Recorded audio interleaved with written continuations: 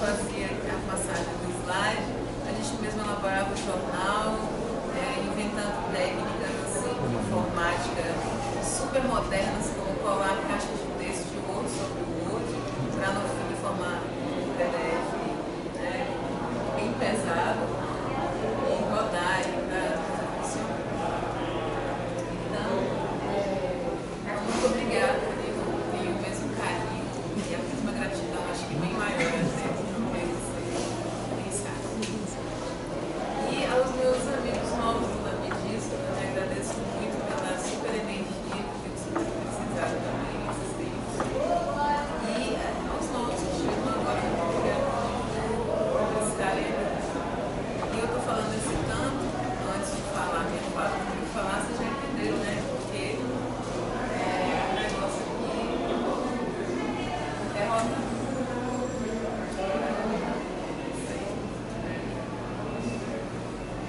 Bom, se você mesmo vai passar, se você também for passar, a gente está ouvindo você bem baixinho.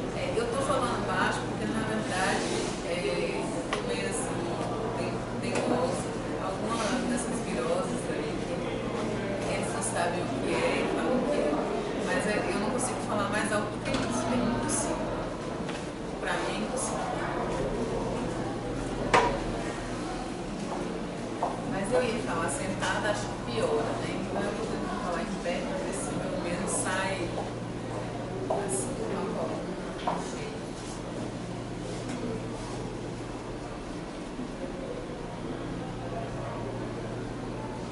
Bom, peraí, começando já baixo mais velho.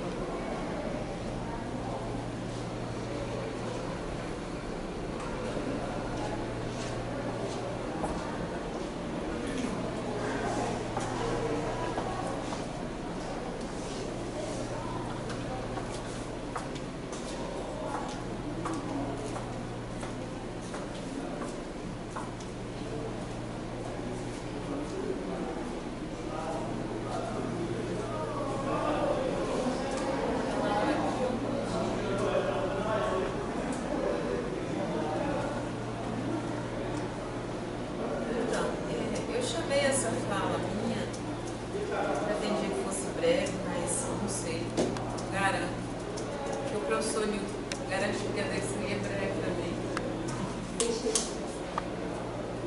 Isso fecha, né? Chamei de por um meio da história, esses trajetos de discursos e memórias do corpo criminoso.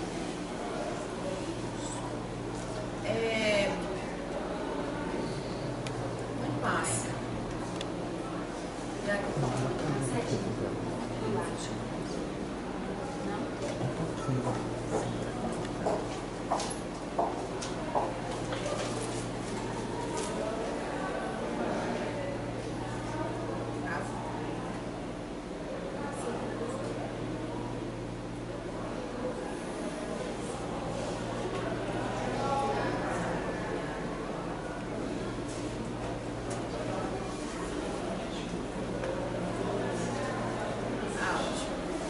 bom, então, a gente está chamando aí de um remake da história, redes e trajetos de discursos e memórias do povo criminoso. Por que isso, né? Porque eu estou trazendo o material da minha tese, pelo menos alguma coisa dela, que se intitula, por enquanto, Subjetividade e Memória do Rosto Criminoso por uma ordem discursiva da visibilidade. Focos da minha tese são filmes inspirados em criminosos reais da história. São 20 filmes desde a década de 1930, quando a gente tem notícia, pela pesquisa cinematográfica, de um primeiro filme que transpõe um crime, um criminoso real, para uma narrativa filme. Né? Então aí a gente, dentro das questões da discussão da história como descontínua, a gente está entendendo que nesse horizonte descontínuo histórico da história, os discursos sobre um rosto criminoso na irrupção de acontecimentos enunciativos diversos se inscrevem na superfície dos corpos se dão por meio de articulações de jogos constantes, provenientes de outros transformações discursivas, e aí a gente está falando sobre saberes e poderes jurídicos, médicos, midiáticos e sociais que compõem e que produzem esse sujeito criminoso. E é essa descontinuidade histórica que possibilita que o discurso sobre esse sujeito exista, seja conhecido, tome forma, seja retomado e, por que não, transformado.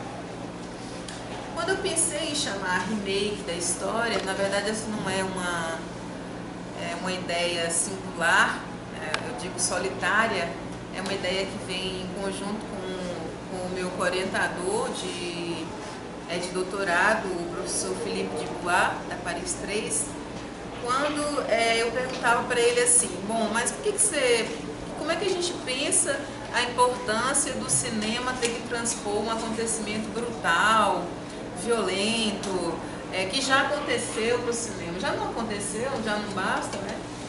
E ele falava assim para mim, olha, eu não acho que isso é uma representação. Newton já tinha me falado sobre isso. Não mexe com esse negócio de representação, porque para o cinema há uma complexidade muito grande em mexer com representação e talvez o Foucault sozinho não possa sanar essa análise, né?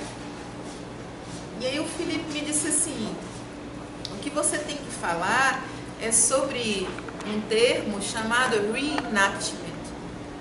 Você tem que chamar isso de reconstituição. Só que você não está fazendo remake do remake, né? Sei lá, o Psicose 2, o Psicose 1, ou está fazendo o King Kong lá do 2010, do King Kong de 1900, não sei quanto, né? Você está fazendo um remake da história. E esse remake da história, eu estou associando a uma expressão conceitual do Foucault, que é a de diagnóstico do presente. A gente faz uma arqueologia como metodologia, como proposta metodológica de olhar, para propor uma pergunta importantíssima, que hoje nos é mais cara que nunca, levantada pelo professor Newton no início da fala dele, que é quem somos nós hoje. Então, a proposta do arquivo, a proposta da arqueologia é a de elaboração de um diagnóstico do presente. Então, o que estamos observando são, a partir de 20 filmes que têm como regularidade o fato de assassinos matarem brutalmente suas vítimas, e isso terem sido acontecimentos reais da história, né? Então, esse liame, o que a gente observa nessas regularidades sobre esse sujeito criminoso que o cinema nos apresenta, entendendo haver laços históricos e discursivos que unem os diferentes momentos da sua constituição em um perpétuo jogo que caracteriza os retornos às instaurações desses discursos, mas é um jogo que consiste em dizer, por um lado, isso aí estava, bastava ler, tudo se encontrava aí. E, inversamente, não está nessa palavra aqui, nem naquela ali, nenhuma das palavras visíveis e legíveis diz do que se trata agora. Nessa proposta de descontinuidade, de história fragmentada e de proposta de um isso estava aí, né, de um retorno do acontecimento, de um novo no acontecimento com a sua volta, a gente está falando mesmo de uma inspiração nietzschiana de um eterno retorno que traz de volta a diferença do acontecimento e não um eterno retorno do mesmo e do mesmo. Então, pensar no remake da história é problematizar como é que é possível conferir a um quadro da história a força da lembrança. Aí já acho que a quarta ou quinta apresentação assim, mais íntima, digamos, né, que eu faço sobre a minha tese, e toda vez prometo que não vou contar o segredo dela, mas eu preciso contar, né? É que, na verdade, a pergunta da minha tese, que rosto tem o sujeito criminoso, não é minha, é da minha mãe. Ela me faz jurar que eu não vou colocar ela nessa história, que eu tenho gente mais importante para dizer, o Nietzsche, o Deleuze, o Foucault, o Newton, né? Mas é que a minha mãe, cinéfila que e é uma cinéfila ampla, total e eclética, ainda assim ela é amante de filmes de ficção e de filmes de crime. Não é à toa que foi policial a vida inteira, né? Só que ela assiste os filmes e ela é daquela Sherlock Holmes que na primeira cena já diz: ah, olha lá a cara daquele, claro que é ele que matou, olha a cara desse maluco, né? Ou então, olha o olho desse homem, ele já está dizendo, fui eu, né? E eu pensei, eu vinha trabalhando com o corpo fragmentado do menino infrator no mestrado e pensava em trabalhar o rosto, sim, aqueles borrões, que sentido tinha transformar um rosto integral, né, potente, em alguma coisa borrante, a fim de garantir uma coisa na lei que é preservar a integridade e a identidade do jogo, né? Afora isso, que produção de sentido tinham aqueles borrões todos, tem esses borrões todos. Então, estudar a história do rosto criminoso e do seu corpo, porque eu estou numa fase de desenvolvimento da tese, onde rosto, corpo e espaço se compõem como um imbrincamento só, né? E, inclusive o rosto não existe, né? Esse rosto não existe, é uma fabricação do rosto. Então, quando eu pergunto isso, fazer um remake da história, é porque esse mesmo sujeito que a minha mãe pergunta no filme é ele, parece que é ele, acontece com a gente no meio da rua, né? A gente atravessa a rua para não passar do lado de alguém que a gente considere suspeito, ou por um modo de olhar, ou por uma maneira de se vestir, ou por uma palavra dita, enfim, existe alguma coisa que nos diz esse sujeito é suspeito, né? Então, como é que a gente confere a um quadro da história alguma coisa que aconteceu? Esse me lembra filme tal, ou esse me lembra a história tal, que a minha vizinha sofreu e não sei o quê. E o rapaz era assim, como o Jailton, que o Newton desenha no Corpo Suspeito, no texto lindo que está disponível na internet. E daí eu penso nesse texto, que é um texto muito importante do Foucault, Retornar à História, onde ele diz, não se trata de colocar tudo num certo plano, né, retomando a fala da Samir, mas de considerar que existe todo um escalonamento de tipos de acontecimentos que não têm o mesmo alcance, a mesma amplitude cronológica, nem a mesma capacidade de produzir efeitos. Ao mesmo tempo, é preciso distinguir os acontecimentos, diferenciar as redes e os níveis a que pertencem e reconstituir os fios que os ligam e que fazem com que se engendrem uns a partir dos outros. Então, eu estou chamando de arquivo tudo isso que eu tenho, né? Porque tudo isso que eu tenho não são só 20 filmes, né? São 20 filmes e mais elementos, outras materialidades discursivas, imagéticas, verbais, com as quais eu faço batimento para tornar isso, esse nó em uma rede, né? Para mostrar esse nó em uma rede, como ele trafega na descontinuidade histórica que compõe esse sujeito. E daí eu trago essa noção de arquivo, que é muitíssimo importante para nós, porque é difícil de entender, né, que a gente acha que arquivo é uma pilha, né? Tá lá a minha pilha, o meu corpus, então tá lá. Então o arquivo, ele não deve ser entendido como um conjunto de documentos, mas como uma lei que organiza o campo do enunciado. A analítica dos arquivos constitui, na aurora do pensamento Foucaultiano, um novo modo de interrogar a história sobre suas marcas presentes, não mais buscando a permanência, mas sim as suas dispersões, seus limiares e suas descontinuidades. Então, como é que a gente entende arqueologicamente esse rosto criminoso no cinema? Caracteriza o rosto, corpo do criminoso, o seu sentido histórico de acontecimento por meio de discursos reatualizados que o instauram e o inscrevem na memória da ilegalidade, em um lugar da raridade, em um domínio da ausência.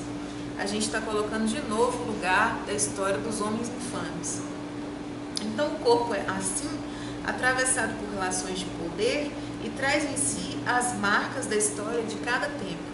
Isso é importante que a gente diga, né, porque o professor Newton já alertava no início da fala dele, né, como é que pode a pessoa está trabalhando com um criminoso que um cineasta como o Fritz Lang, em 1930 e poucos, criou ou recriou, ficcionou a partir de um vampiro de Düsseldorf que matou crianças na Alemanha nazista, com o bandido da luz vermelha que atacava mulheres no Rio de Janeiro, né? Então, como é que a gente não há de desconsiderar a história de cada tempo? É por meio dessa fragmentação da história, onde conexões se tornam possíveis, através desses esburacamentos que a Samini coloca muito bem, nessa fragmentação histórica, que a gente consegue observar a posição que o sujeito criminoso ocupa. Ele não é o mesmo alemão nazista, ele é um carioca, bon vivant, bandidão daqui. Ou a gente tem um Charles Manson, ou a gente tem um Pierre Rivière que viveu na França, numa comuna, analfabeto. Todos personagens muito diferentes, mas alguma coisa os torna regular nessa dispersão. E alguma coisa que os torna regular nessa dispersão, os torna regular discursivamente, através de uma formação de conceito, de uma formação de objeto, de uma formação da própria materialidade, que no cinema é o que nos interessa, e assim sucessivamente, para pensar a arqueologia como método.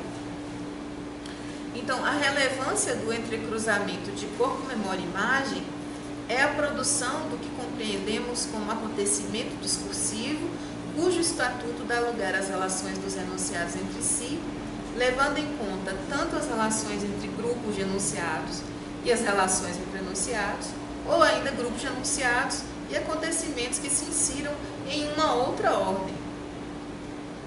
Então, isso daqui é só para dizer que a gente está inscrito em uma tradição de um individualismo de costumes, de uma tradição da expressividade, que a gente atualiza sempre os saberes sobre o rosto, para mostrar que o rosto é que adquire um estatuto para referenciar movimentos, atitudes, e nos colocar nos parâmetros da ordem ou nos parâmetros da desordem.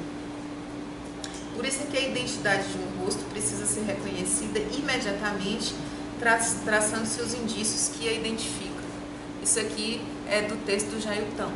Vale muito a pena ler, já falei 3 vezes, então leia. Então, assim, eu na minha tese tenho 3 domínios importantes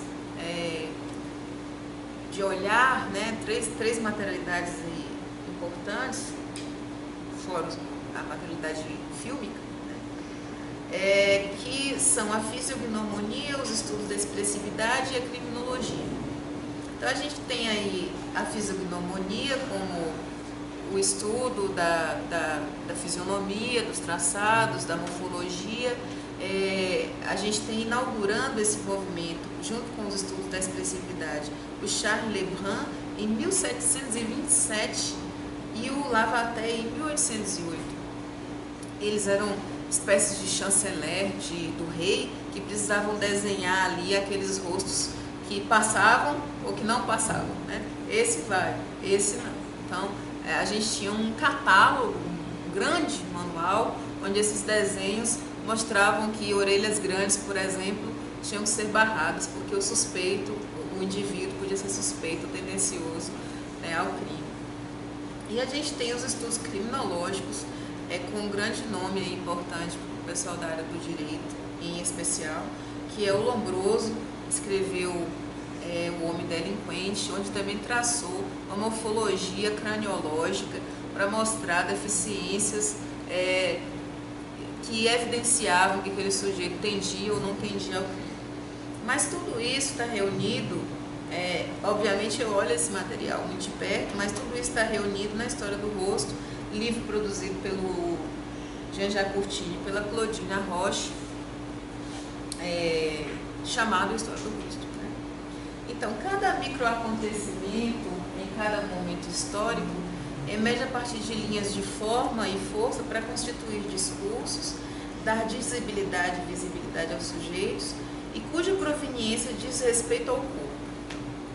Ainda que cada acontecimento esteja inscrito em um domínio, tendo suas condições e suas formas de aparecimento, a fisiognomonia em desenhos, a criminologia em leis e o cinema em imagens em movimento, Aproximá-los deve permitir o evidenciar de relações que têm consigo uma unidade, regular ou dispersa, no espaço de um discurso sobre esse sujeito criminoso. Então, agora, das análises do rosto criminoso a partir de um olhar arqueológico. Eu não garanto que a gente tenha tempo suficiente para que eu mostre todas elas, mas vamos começar aí com o Charles Lebrun. Né? A gente tem uma imagem dele aí, que ele desenhou lá para o rei Luís XIV, que é uma imagem que ele chamou de extremo desespero, onde ele fala que quando a cólera e a raiva tomam conta, o sujeito arranja os dentes, baba, morde os lábios, tem a testa enrugada, o cabelo oriçado, né? Faz toda uma descrição disso aí. Então esse é um dos desenhos que está no manual de Fisiognomonia do Charles Lebrun, de 1700 e poucos, né? Só que ao olhar para o dispositivo fílmico, e é importante que a gente conceitue isso, né?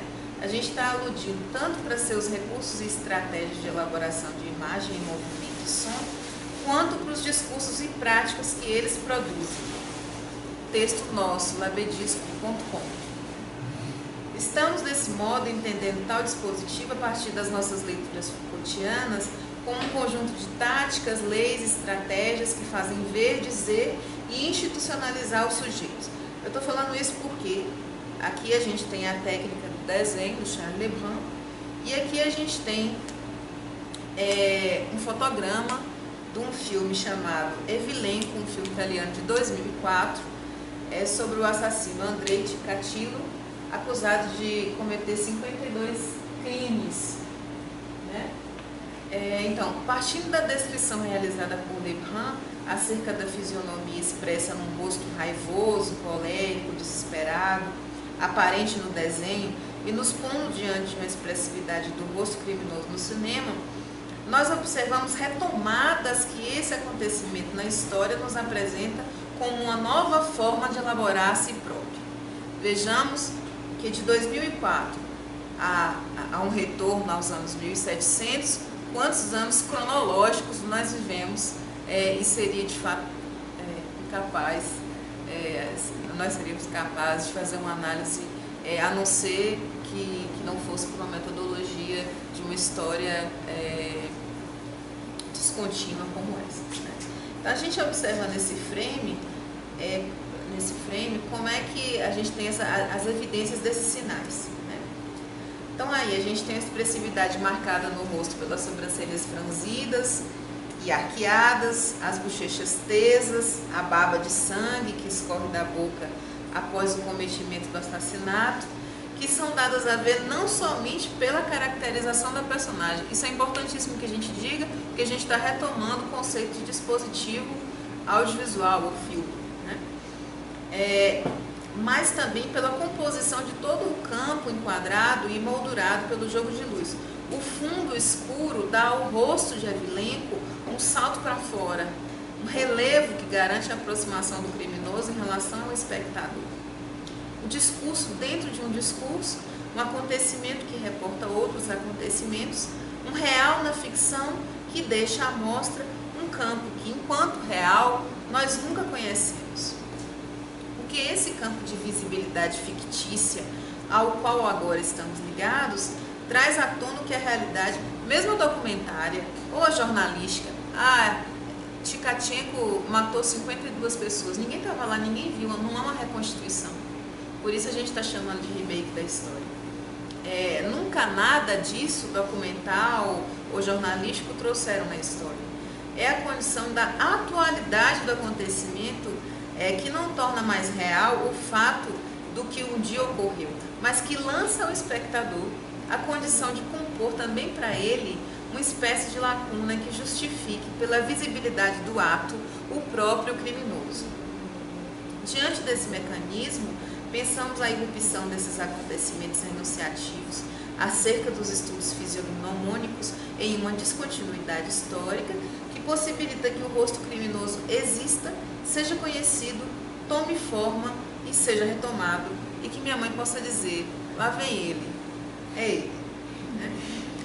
Estamos entendendo que o enunciado sobre o criminoso no cinema, ao mesmo tempo que surge em sua materialidade, aparece como status e entra em redes, se colocando em campos de utilização.